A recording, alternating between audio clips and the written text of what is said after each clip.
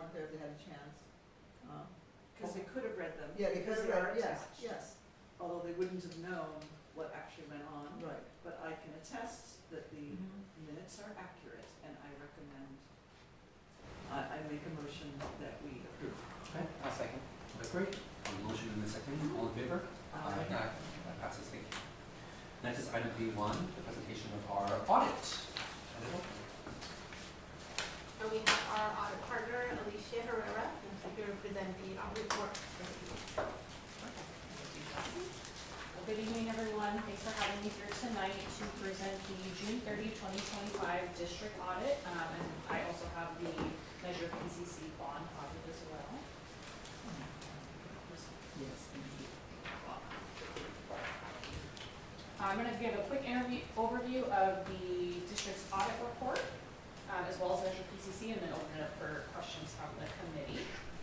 One thing I always love to remind the audit committee, since you only get to see us once a year when we present the report, is all of the information in this very long 100-page plus report is actually prepared by management of the district. What we do when we come in as your auditors is we perform our procedures, we perform our risk assessment, and we issue an opinion on the information that management has prepared. I'm going to actually start in the back of the report because there's a great page, I like to call it the audit report card, if you want to follow along our copy. It is on page 105. All the way to the back. This gives a summary of all of the opinions that we give for the district, and we actually give three. One over the financial statements, one over federal compliance, and one over state compliance. So I'm going to go over those three. The financial statements, so when management prepares, they close the books, they prepare the 311, we come in and help them get the financials in this format. We perform our procedures. We issued an unmodified opinion, so it's commonly referred to as a clean opinion. It's the highest level of assurance that we can give, and it states that the financial statements that were prepared by management were free of material misstatement, free of material non-compliance, and they were in accordance with the accounting standards. So that's definitely what you want to see. That's what the Chancellor's Office, accreditation, your bond rating agencies, that's what they're going to look for. One thing I like to note to provide context, most organizations will receive an unmodified opinion. It's very rare that we would not issue a clean opinion, but what happens is when we come in to review the financials, sometimes we find errors or misstatements. We propose audit adjustments. As long as management accepts those and incorporates them, we can issue a clean opinion. It's important to note that Pasadena received a clean opinion without audit adjustments, so we didn't have to come in and make changes in order to get the financials as they're stated here. All right, moving right along. Federal awards. We perform what's called a single audit every single year over your federal compliance. This year we audited the student financial aid programs as well as your Hispanic Serving Institution Title III, Title V grants. We issued another unmodified clean opinion over federal compliance. We did have one finding for financial aid.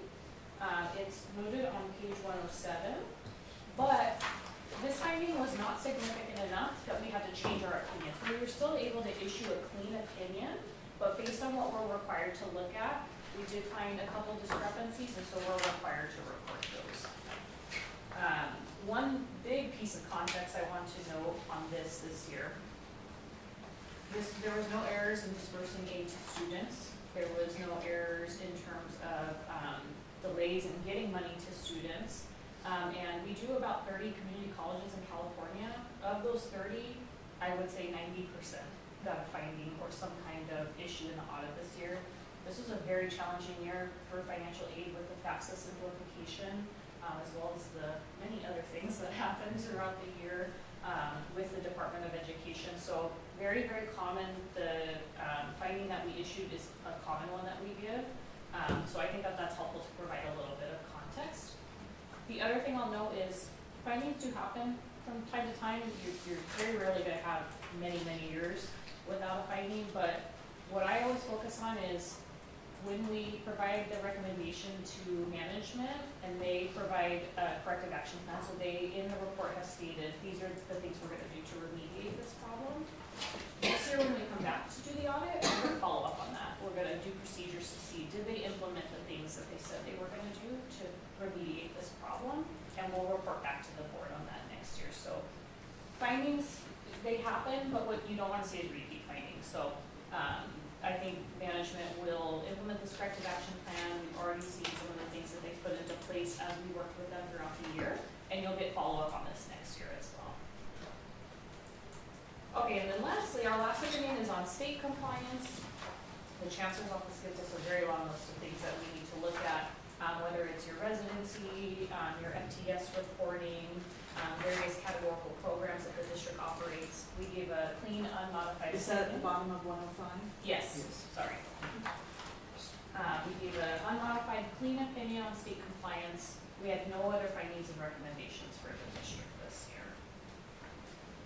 And then I know I mentioned that this report is quite large, but if anybody ever asks you, what should I look at in the audit, or where can you direct me, I always recommend people to read management's discussion and analysis. It's in the very first part of the report. It's prepared by management. It's a narrative format. It starts on page 5. But I always direct people there. It gives comparative information from the prior year. It gives context on budgeting and forecasting into the future. So I think that that is the most helpful part of the audit report for somebody that maybe doesn't want to read all 105 pages, but they want to know what happened in the district this year. You should read every page. It's a page turner, for sure. I love reading the notes, you know. It's a good bedtime reading, put you right to sleep. I did have some grammar changes. 63. You know, we have some What? clients that Leave really it a like comma. adding commas. I was just gonna say that. Any questions from my Yeah. Yes, I do.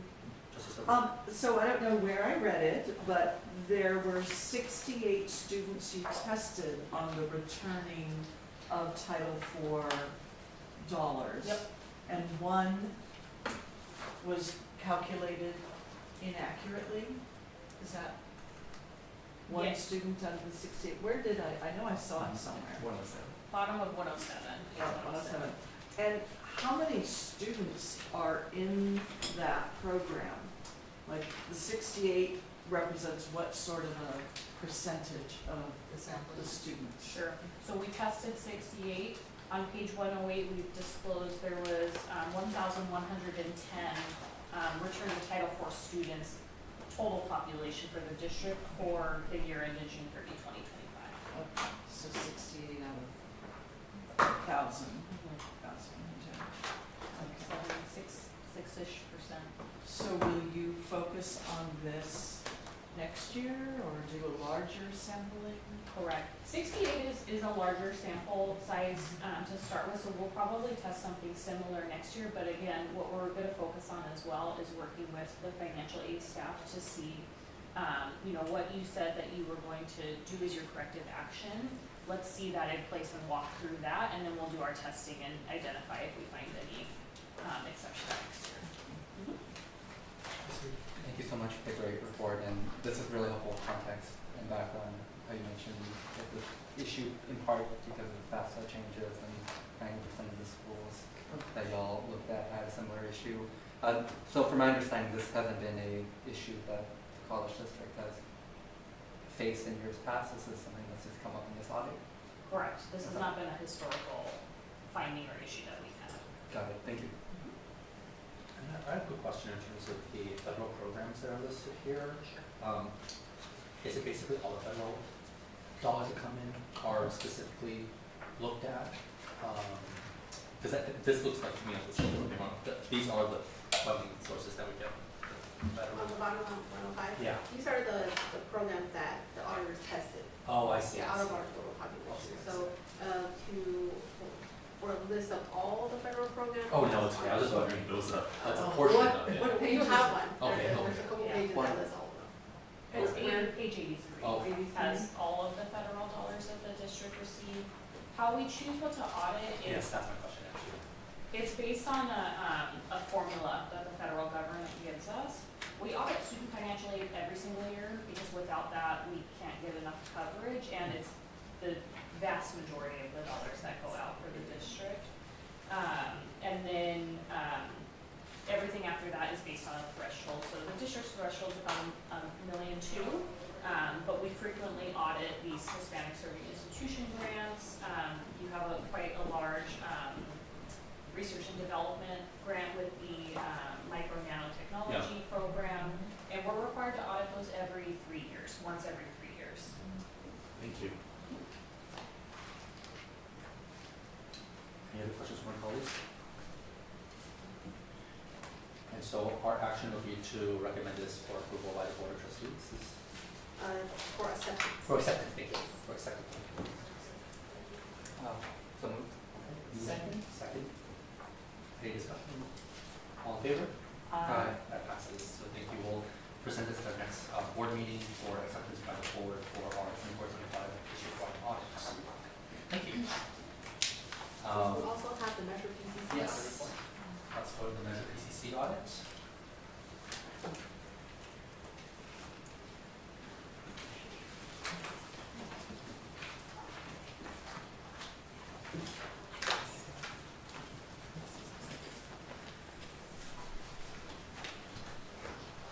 Alright. The Measure PCC audit, much smaller package. We actually presented this to the Citizens Oversight Committee in draft form, December. in December, early December.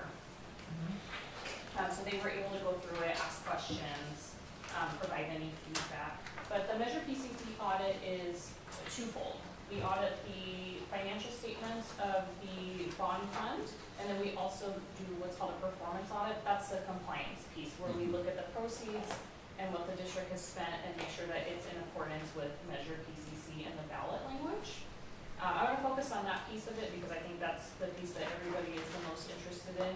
We did give a clean, unmodified opinion on the bond fund financial statements, no audit adjustments there. For the compliance portion of the audit, the district spent about $13 million of Measure PCC funds as of June 30, so I know the information you got earlier is much more current than that. But for last year, it was $13 million. We audited $11.5 million of that, about 87%. And we found no instances of noncompliance. We had no findings or recommendations associated with Measure PCC, and we found that the expenditures going out were in accordance with the state regulations and also in accordance with the ballot measure for Measure PCC. And for this report, again, no findings and recommendations as it relates to the bond audit. What's the verbiage needed? To approve or to accept? To accept. Okay, I move we is there any discussion? Sorry. No, I was just looking questions. You have questions?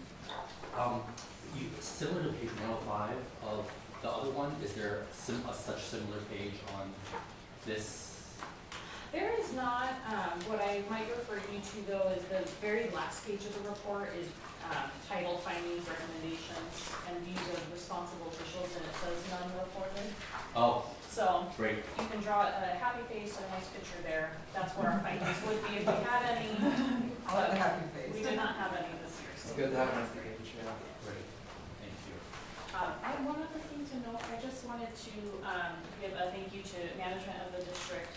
Our audit is very extensive. We work with a lot of departments throughout campus. Financial aid, who was just here. Obviously the business office, admissions, instruction. It's kind of all encompassing. So I just want to give a thank you for working in partnership with us so we can make sure we can get this report completed and in on time because it is quite an endeavor for management as well. Thank you. Thank you to Jesse and our entire team. Yeah. Thank you. Okay, then now is appropriate for a motion if there's no further questions for the acceptance, recommendation of acceptance of the Measure PCC audit. So moved. Moved by Trustee Silver, go to second. Second? Seconded, all in favor? Aye. We will recommend this to the full board for consideration. Thank you again Thank for your you. time. See you guys next week at the Thank you. Thank you. No problem. I shared the little comment on it. There you go. Thanks everyone. Have a good night. The cat emoji. with Yeah. the face. Okay, we're going to continue to item B3, non-resident tuition, capital outlay fees for academic year 26-27. Right. I think we should pull it. Yes.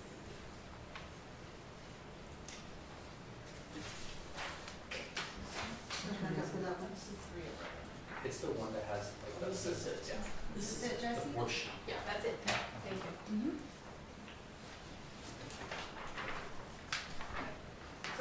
is, what we do every year to set the tuition rate and also cap the outlay fee rate for the next fiscal year for non-resident students. So, the calculation is provided by the Chancellor's Office. We used our worksheet to populate our data.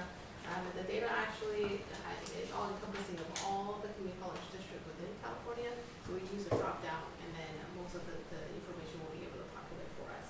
So based on the calculation, our statewide average cost for non-resident tuition comes out to be about $409. There are different ways where we can choose to charge. We decided to go with a statewide average rate, which is letter B-1. So that one, when we decide on the rate, we always have our benefit for our students in mind. So we are thinking about the impact of raising tuition fees for our students. So we wanted to be able to meet the needs of the district and also be fair for the students. So this is why we chose the lowest option for the cost that was possible for us. So that's why we went with B-1, the statewide average cost. And then the next page will be a calculation for the non-resident capital outlay fee. So this is taking into consideration of what the district has spent in the prior year in totality on capital outlay, which is $37 million. So based on that, divided by our FTS from that year, and that averaged out to be about $53 per student or per student. But however, we added the fees together. If we go with the calculated rate, that will resemble a 8.7% total increase from year to year. So we felt that was actually a very steep increase for the students. It's very aggressive. So and then we felt like we still have a measured PCC bond, which was able to kind of help us with a lot of capital outlay needs. So then to lessen the burden that we are imposing on the student, we decided to just lower the amount of increases to match the COLA increase by the Chancellor's Office, about 2.3%. So at the end of the day, the total increase from last year is about $10 altogether when we consider the tuition as well as capital outlay. So it goes from $425 total to $435 total for the next fiscal year. Okay.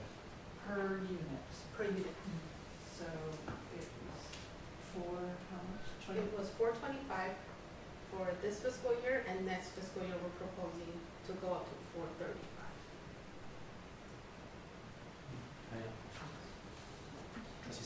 Yeah, I just have a question on the F, A1F and A2F, B1F. Why is it E divided by 30? What's the 30 represent?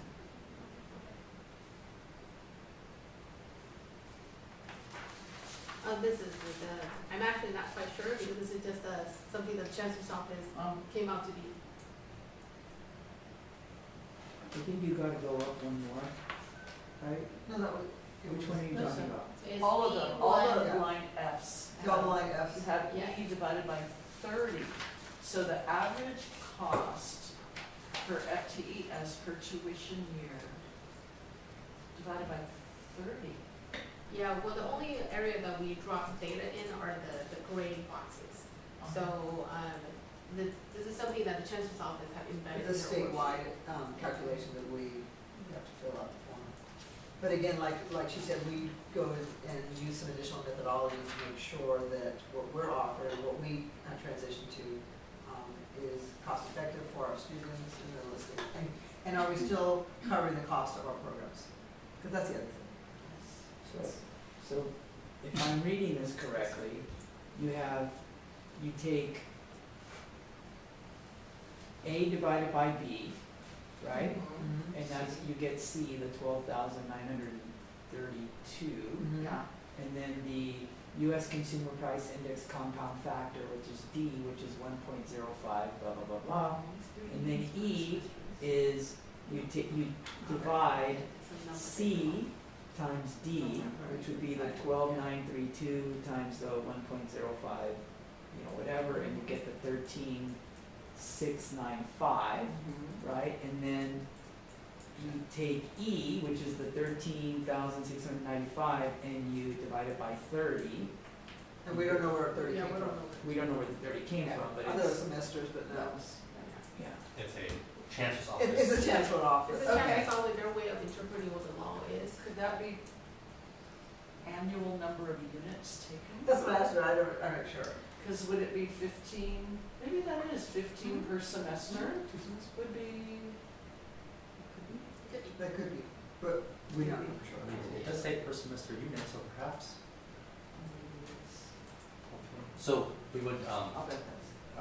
recommend this to the board. I think it's important that we, I appreciate the consideration for our international students, in terms non-resident students, I should say, in terms of the cost and the decision to take the dollar amount that is in this calculator lowest, quite frankly, and also lowering what the potential capital outlay fee might be in order to better support our students. I think is really important, so I really appreciate that. Any other questions? A motion to advance this to our full board. So moved. Second? Motion and second. I did say to move to a full board for approval, recommendations for approval. Motion and a second, if that's okay. And then all in favor? Aye. That passes. Thank you on that item. Next is our student health fees for 26-27. So this is another item for the trustees' consideration for approval. So this is another fee for the next fiscal year, 26-27. So we typically adopt the Chancellor's Office recommendation. They do a intensive calculation based on price index increases. So the Chancellor's Office let us know that, based on their calculation, they're recommending $1 increase for healthcare and also for,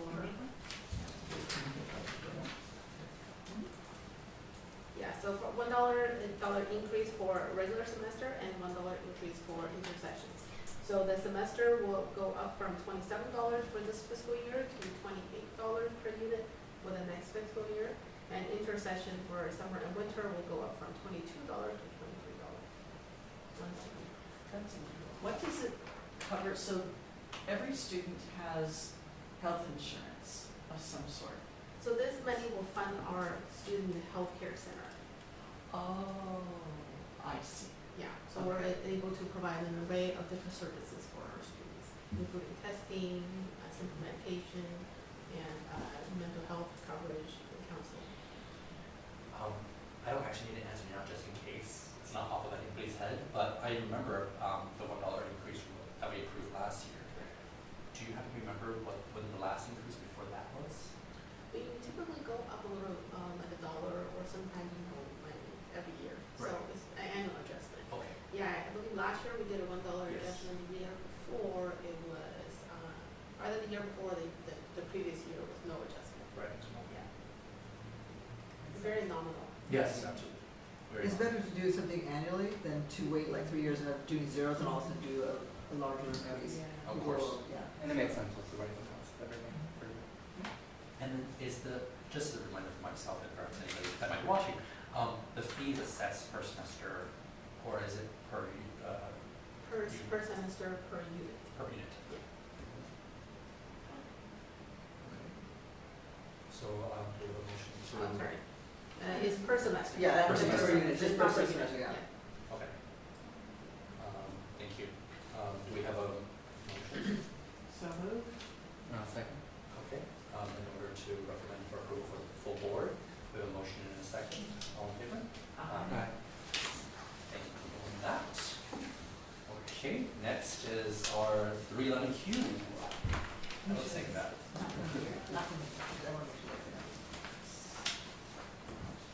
Sorry. So this is another action item for the trustees to consider. So this is our Q2 financial reporting for the general fund. Q2 is as of December 31st, 2025. I can go to the next page. So the report has 3 chunks. So the top chunk is comparing our actual for the past 3 fiscal years versus what our projection would be. for the end of the year. So far, we're projecting that we're going to be able to we're on the right track to meet our revenue projection and also our expense projection, to come out on top. So we're gonna end in the green. So we're still on track of doing that.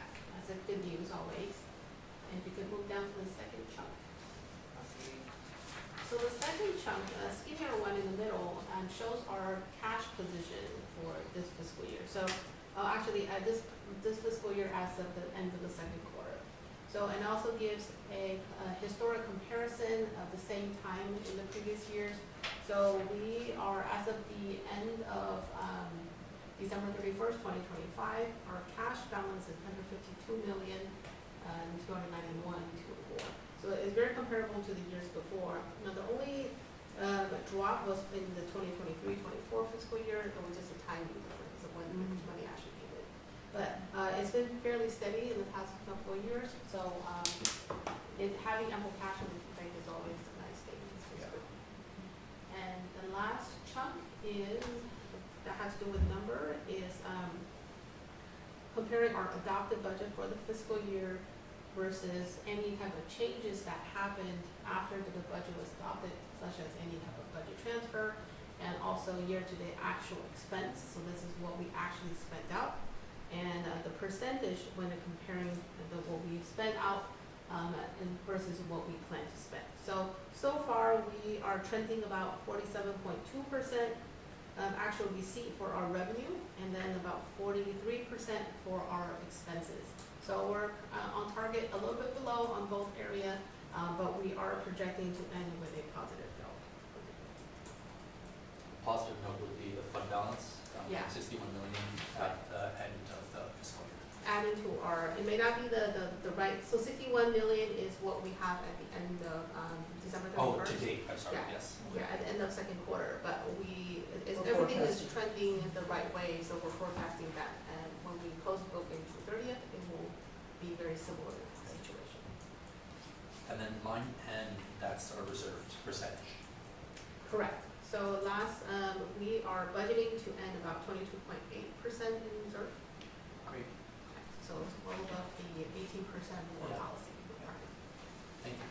And then the last page has some questions and more numbers. So these questions are really just informing the Chancellor's office whether there's any negotiated settlement with union contracts, which there were none in the second quarter. And then the next question is, does the district plan on any type of long-term or short-term borrowing or any type of significant lawsuit, which we do not foresee in the second quarter, and also if the district is facing any type of fiscal problem, which we are fiscally sound. So no, overall. Questions from colleagues? We have a motion to recommend approval of the 311Q to the full board. So move. Moved by trustee Liu, Second? seconded by trustee Silver. All in favor? Aye. We would recommend this to the full board. Okay, next item, quarter two general fund financial status report. Okay, so this is an information item for the trustees. So what we just saw, Okay. I'll get trustee Silver, green part paper. So this is a more in-depth version of what the trustee just saw. The one that for the 311 report for the Chancellor's office, the Chancellor's office only asked for summary. So what we presented what we have in front of trustee is more in summary, detailed line by line. So we have this format is very similar to what the trustee had approved for adopted budget. Our budget summary. Right, so what we did was we added 2 columns to the right to summarize what the actual receipt or spend as of quarter 1 and also as of quarter 2. Can I just say, this is a new presentation at the urging of trustee Silver, so we have never. Oh, I was like, well, I've never seen it before. So- Yeah, so it's a new document. I appreciate that. No problem, happy to do so. Yeah, so everything was trending fairly stable, and so for federal revenue, we budgeted $698,000 for the general fund. So this is not our federal programs, this is just indirect costs. that we receive from Right. from the federal programs. So far, we're meeting, we are almost at what we anticipate, so when we end the year, we're probably gonna be well above. So far, at the end of second quarter, we're gonna receive 649,000 out of the 698 that we budgeted. Hmm. For state income, we are a little bit below, but however, this information is kind of skewed because we have to look at the state apportionment and also property tax together. Because for our student-centered funding formula, these two components are being meshed together. So the chancellor's office only provide us what our property tax is not able to meet. They only give us a difference. So the property tax is captured in our local revenue and the apportionment is captured in our state revenue. So a better picture is really to look at page 3, total general revenue. So this is encompassing all the different elements of the apportionment revenue. So you can see that we are trending about that, just a little bit below. A lot of it has to do with timing differences. Sure. And if I remember correctly, the state considers, even though we're collecting the student loan fees, the state considers that as part of the state apportionment Yes, formula. that's correct. Yeah, and state enrollment fee is also captured in our local revenue. Yeah, and then just a couple of things to point out on page 2. Okay, go back. So on line 8861, on realized gain and loss and cash in, you'll see that there's really very minimal right now because that's a year-end entry. So you won't see that number change very much until we close the books. Could you remind me, I'm so sorry, could you remind me the property tax revenue, where that source is from? Oh, that's from the county. So the LA County will usually publish they let us know from the different levies how much they're collecting and how much it belongs to our district. So we, as Pasadena, we have 7 different districts, so we have a large tax base. So they'll let us know how much is for example, Metro TCC, how much we're levying from there, how much we're levying security tax, unsecured tax, all these different items that can be considered as a part of our funding formula. So it doesn't appear as a line item. It does. So, for example, under local revenue 8811, the secure roll tax allocation. The next one, tax allocation supplemental roll. So anything that has tax allocation in front of it is a form of property tax. From the county? Yeah. Thank you. Yeah, and another item to point out is 8880, non-resident tuition. So despite all the different policy challenges, we are trending very highly. Yeah, we're very strong. We are seeing softening in our new student enrollment. So, we're good for this year. But I might, so yeah. Yeah, it's likely slow down. Fantastic. And we actually, last year or the year before, we had the theory of lowering, Right. right, to get higher volume of international students. Oh, the tuition. Yes. Correct, I remember that. And so we get more students, Yeah. but you have to get a lot more to make up for it. Right, so we're looking at what that sweet spot is. That's why when we set the fee for non-resident student and the capital outlay, we take into consideration the impact of raising fee versus their incentive to come here. Yeah, and it's really a competitive advantage we're creating amongst our peers, because it's a race against our peers. They could choose to go to our peers or they could choose to come here, and really which institution is going to give them the best benefit.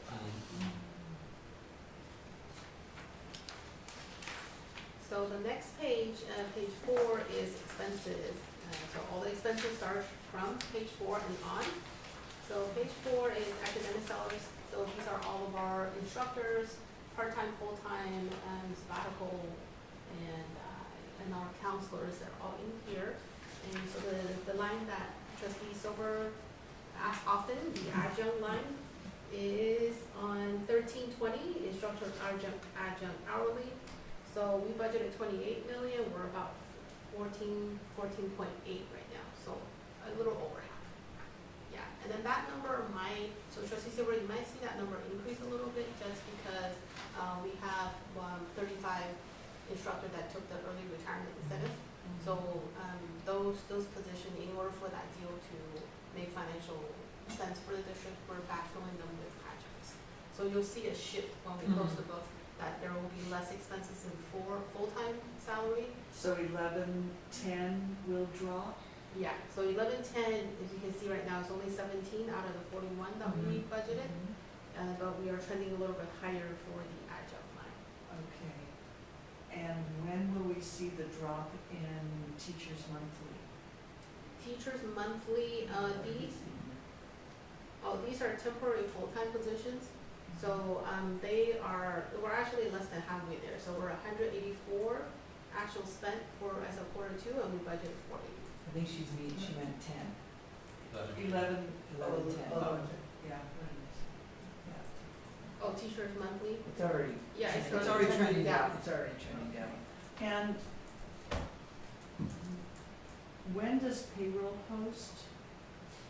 Payroll post at the 8th of each month. So this statement is as of when? December 31st. Quarter December two. 31st. Yeah, so they may not So- capture the December payroll, No, December. right, but then it also captures the end of June payroll. You know, it's just a tiny difference, because as of July 1st, it would have captured the July 8th payroll versus, yeah.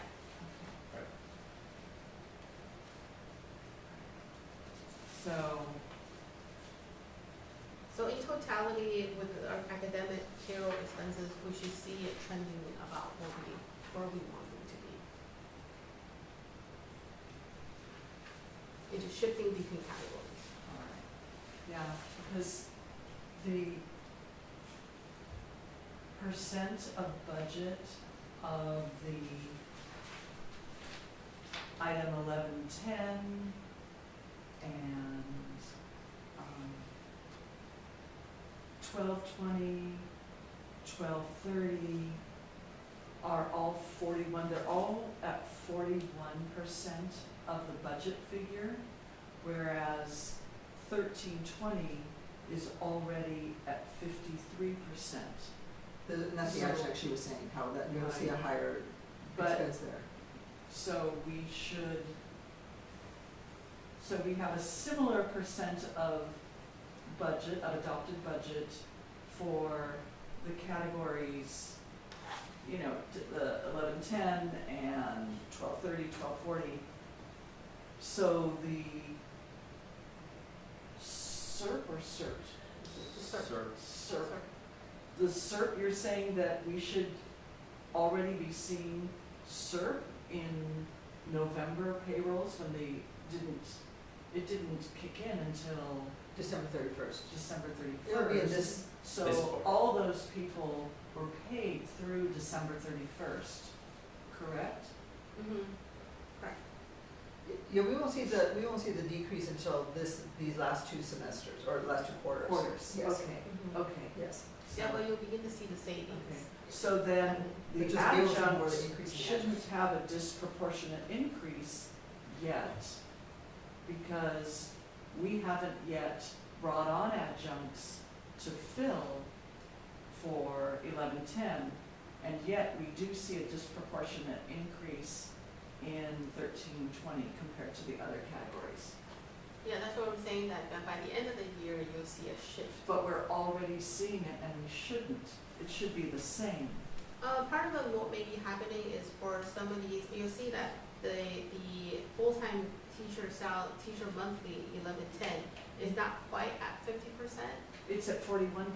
Right. So what that might be is that there may be some teachers that we have some vacant position that we won't be able to fill. But So we then we're also back to- have 41% for other categories, like 1220, 1230, 1270 is 44%.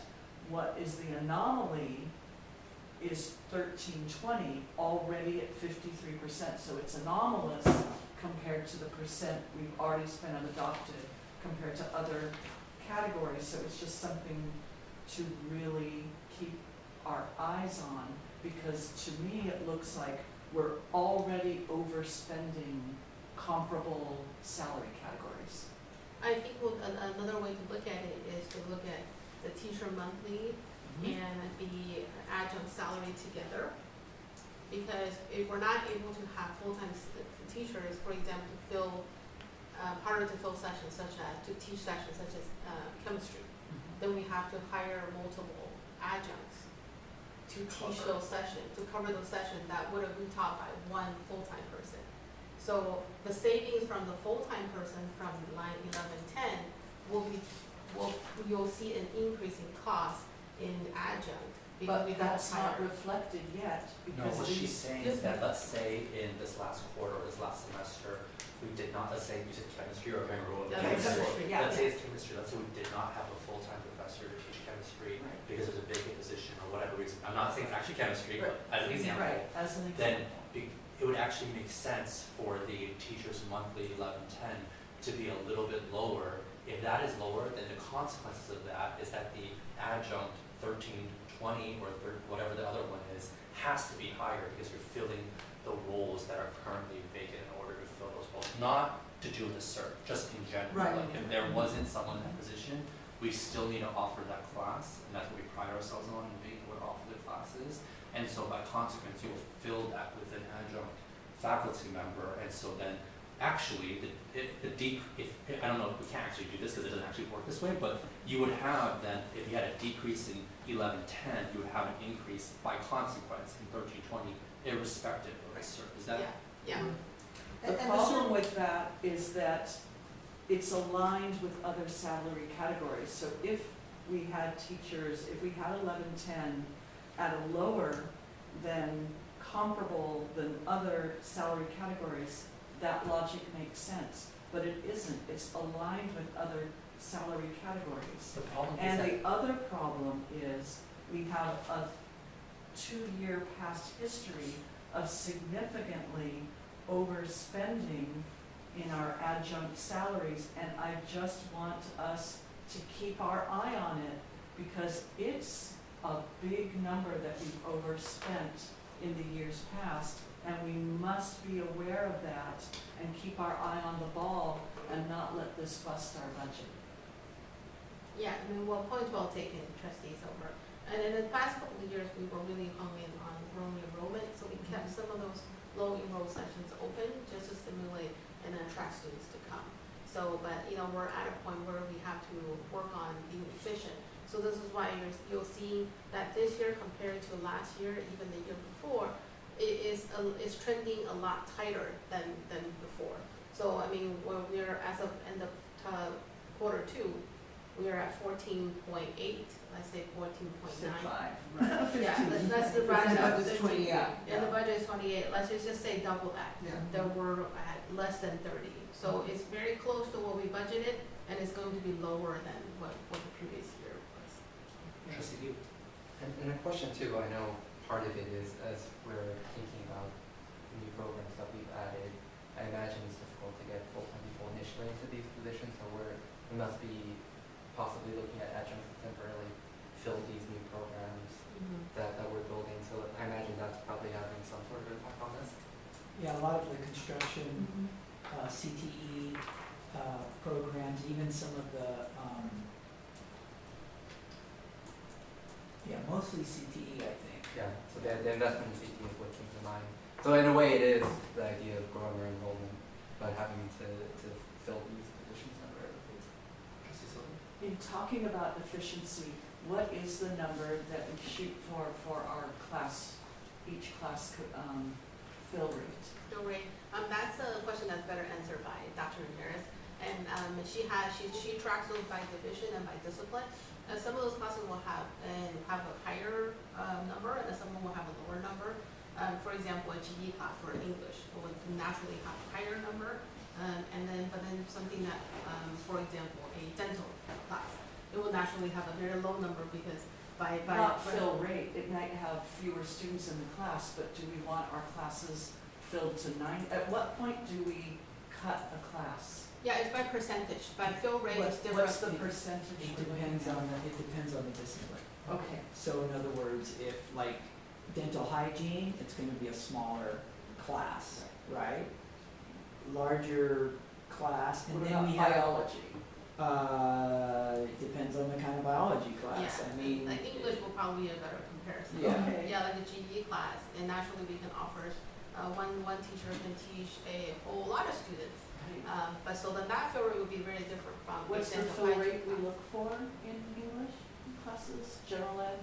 I think that's Jesse mentioned, that's a question for your For Dr. Ramirez, yeah. But If that's a even Dr. instruction. Ramirez is gonna, I mean, she'll be able to give you, like, each particular discipline, cause each discipline is gonna be different, depending on, the size of I the just class. asked because when I saw this, I did go onto our website and I looked for the winter intersession and I checked accounting and biology and English.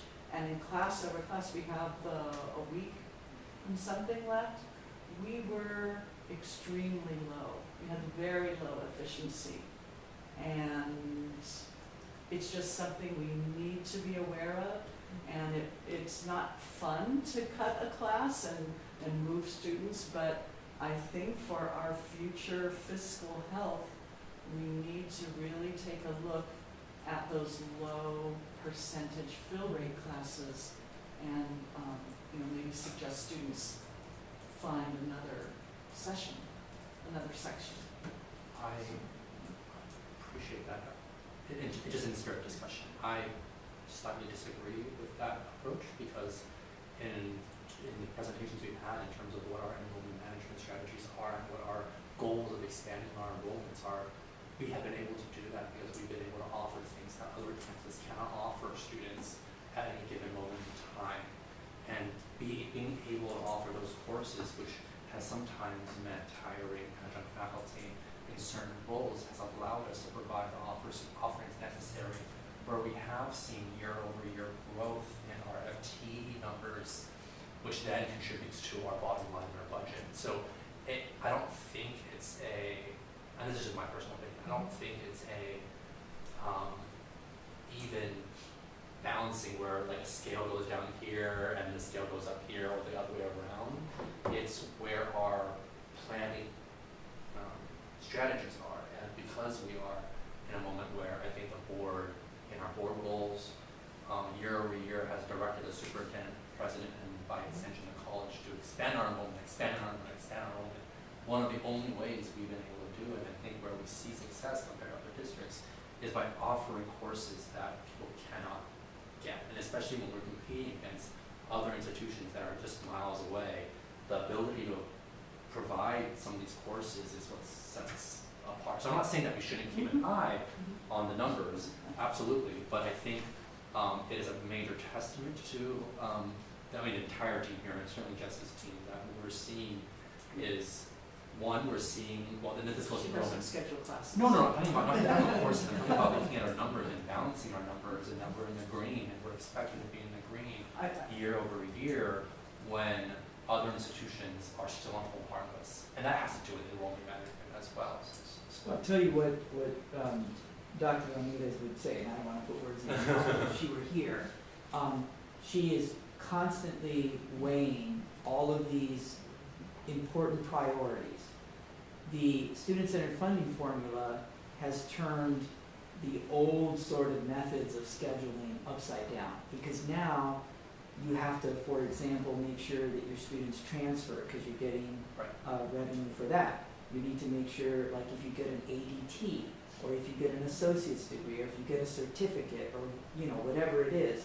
And sometimes, if you've got a group of students, for example, that are close to graduating, right? Graduating in 2 years or 4 years, because those are the metrics, you might have to offer a class, right, to ensure that those students get in before the deadline, and maybe that class won't be capped. And so she, on a daily basis, right, is hearing from our student services people and our enrollment services people and our counselors, okay, students are coming in, there's this biology class that's been difficult for biology majors to get, we're gonna try to offer that class. Jack Scott gave me really great advice very early on when I came here, and he said that the reason why PCC has a reputation that it has is because we offer courses that nobody else offers. For example, he would say, we used to offer multivariate calculus. No one else offered multivariate calculus because you couldn't get, you just didn't have that many people that would offer multivariate calculus. So people knew that PCC would offer that. When they first started offering that, maybe we had 10 students, 8 students, and then once people realized that we were offering multivariate calculus, then all of a sudden everybody in the region was coming to PCC and we were filling up those courses. And he said, sometimes he called them loss leaders. It's probably the wrong sort of description, but we do have to have some loss leaders. But I do believe that, these things are, they go up and down. It sort of depends on, the environment. We also have our dual enrollment, courses where sometimes, we have to, because we want to serve our school districts well, they may not have a class that's got a full load, right? And so, but we do it anyway. All of that would make sense, what you and Alton just said, except many of these low enrollment classes were virtual. And if you have a virtual class, and they're mostly asynchronous, then those should really be looked at very carefully. When you Because say if low, it's were they like 5? some, Because yeah, usually it's about, in the ed department, yes.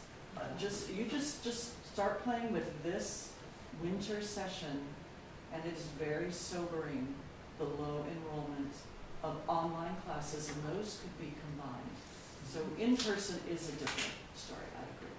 So I think this might be more of a question for Dr. Ramirez, and I appreciate Trustee Silver, your team, right, for all of this. Just knowing from, this is just Serena's experience teaching classes online, the enrollment numbers can be funny because sometimes at the very end you have a ton of people who just enroll and then there's a wait list. Sometimes when you have a small group of people who are At the enrolled end of the session? at the end of the enrollment period. Oh, but I'm talking winter, we're almost finished with it. Winter session. Yeah, but I'm saying it's kind of tricky to take a look at that. Also, when there are classes that during the enrollment period look like they have very few enrollment, then the departments will have to combine classes.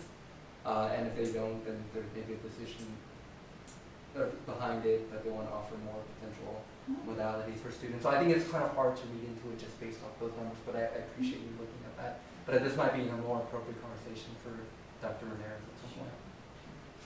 Just something to keep an eye on. Thank you. We'll move on our agenda to the meeting schedule, which we'll continue to set as these are needed, especially for our 311 Qs that we must transmit.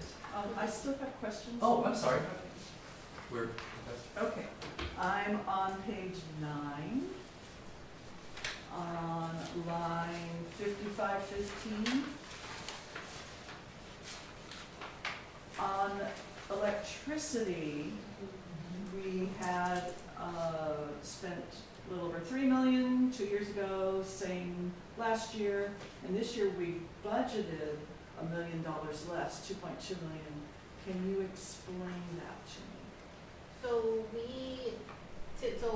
what's gonna help with absorbing some of these costs is actually our lottery dollars. So the lottery dollars we collect them quarterly, and then we don't distribute them until the end of the fiscal year because we just don't know how much is gonna be available. And when that happens is there's 2 pieces of the lottery. One belongs to instruction, which is the department for instructional materials and that type of thing. So Dr. Ramirez distribute that to her division so they can use that to offset some of our costs for instructional materials. And then the other unrestricted lottery, that is to really supplement and help us with our utilities. So we use that to pay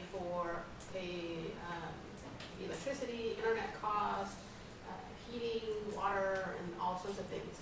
So when we close our books, at June, we look at how much revenue we have from unrestricted lottery, and then we in turn offset the costs that we have paid for during the year for all these different type of utilities. So although we budget lower is because we're anticipating that, the lottery would offset some of our costs for those line items. And so did something change in this year compared to previous years where we have higher numbers?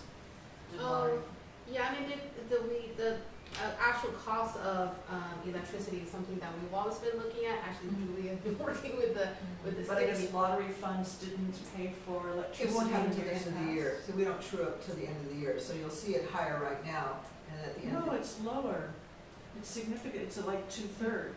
the budget is. Yes. Yes, and that's what, so at the end, and correct me how you true it up, do you take the charges and you put it somewhere else, correct?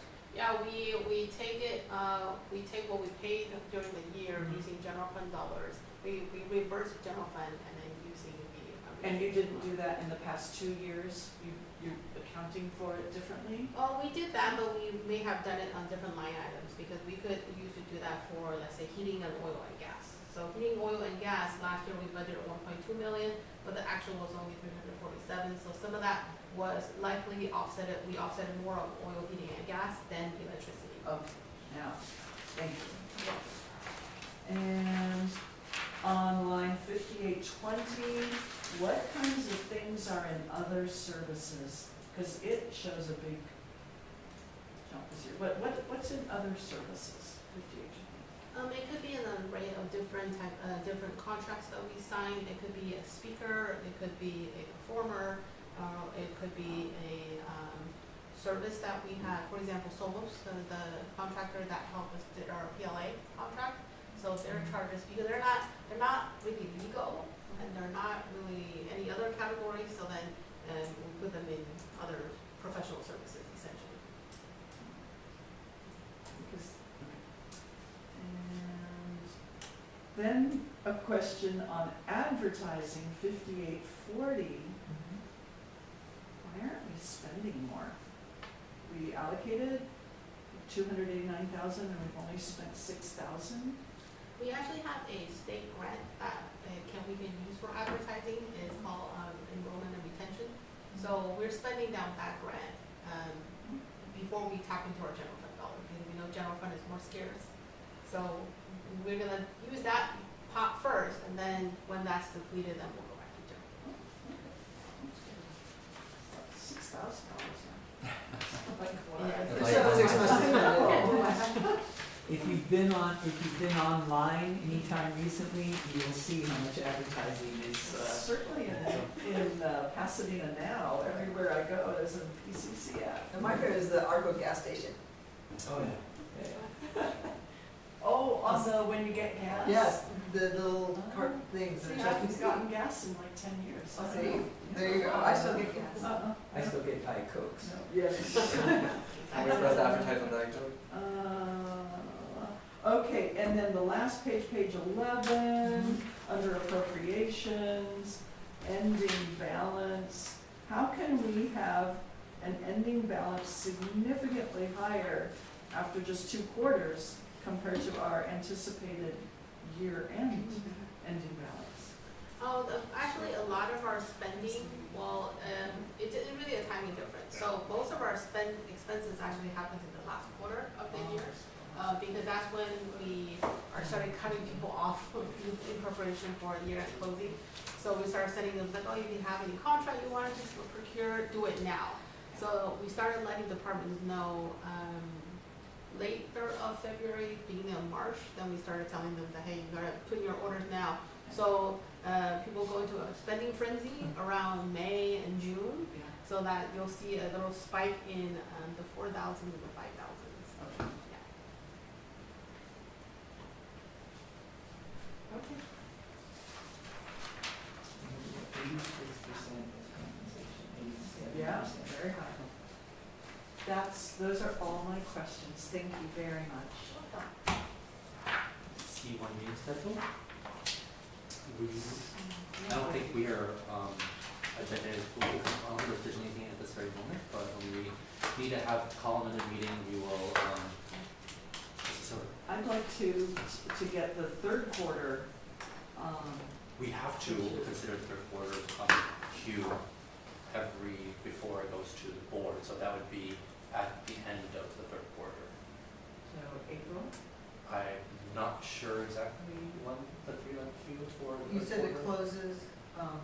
It'd probably do March, May Yeah. 15th-ish, so we have to schedule something in May. Yeah, because usually these are April, because usually on our, that following board agenda, so I think it may be easier for us to schedule offline with Audrey, as we usually do. Oh, 'cause, okay, the calendar's here, so for me it's easy. It'd be difficult for me to look right now, I don't, because we haven't, it's not, I don't think our budget meetings have been standing meetings, so if it's okay, I would. But we need a meeting in May? I would prefer to schedule Okay. it offline personally. I don't know my calendar well enough right now Okay. for that far in advance, since we are at the start of the year, so. We have a training thing in May, so. But we'll have to figure that out. So, but usually it's Tuesdays or Wednesdays Yeah. usually, right? Yeah, but the week before. Proposed future agenda items. And we, I would just like to see this again with the third quarter. What's the general fund financial status report that will include the third quarter? okay.